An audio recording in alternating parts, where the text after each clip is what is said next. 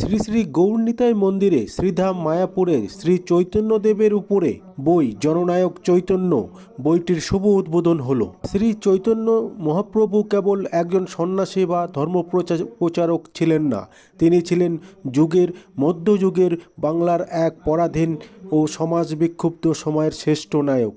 চলুন দেখে নেব সেই ছবি। আপনারা দেখছেন নিউজ নদিয়া এক্সপ্রেস। চ্যানেলটিকে সাবস্ক্রাইব, লাইক, শেয়ার করে পাশে থাকুন এবং দেখতে থাকুন নিউজ নদিয়া এক্সপ্রেস।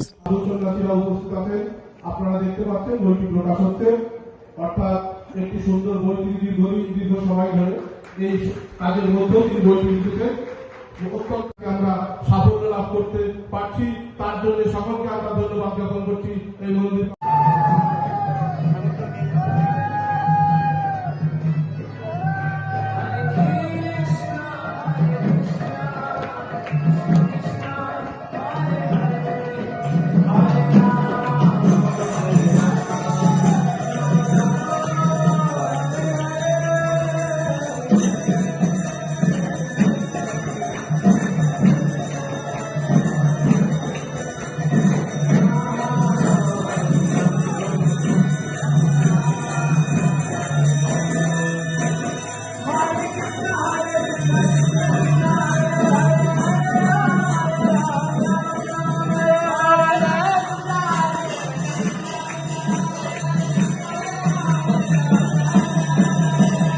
মায়াপুর শ্রী গৌর নিতাই মন্দিরে আপনার একটি বই উদ্বোধন হলো, শ্রী জননায়ক শ্রী চৈতন্য।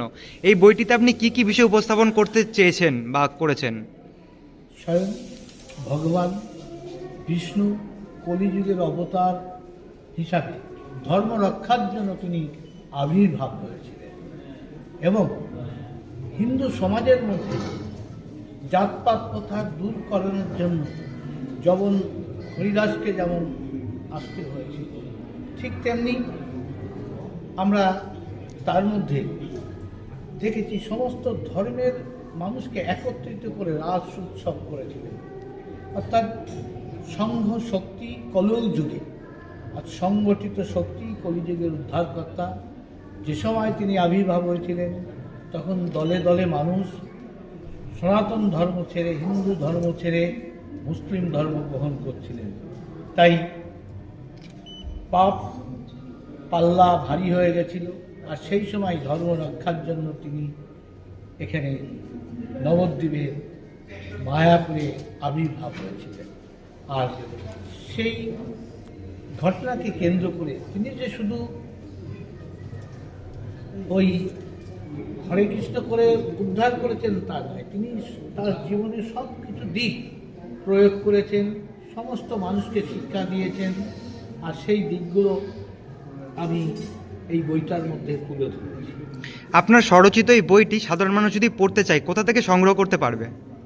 এটা বিভিন্ন জায়গাতে পাওয়া যাবে, আমার কাছেও পাওয়া যাবে, বা যেখানে যে বুক স্টল যারা ওই प्रिंटिंग करेছে তাদের কাছেও পাওয়া যায়। प्रभु जी थोड़ा बुक को दिखा दीजिए। हाँ।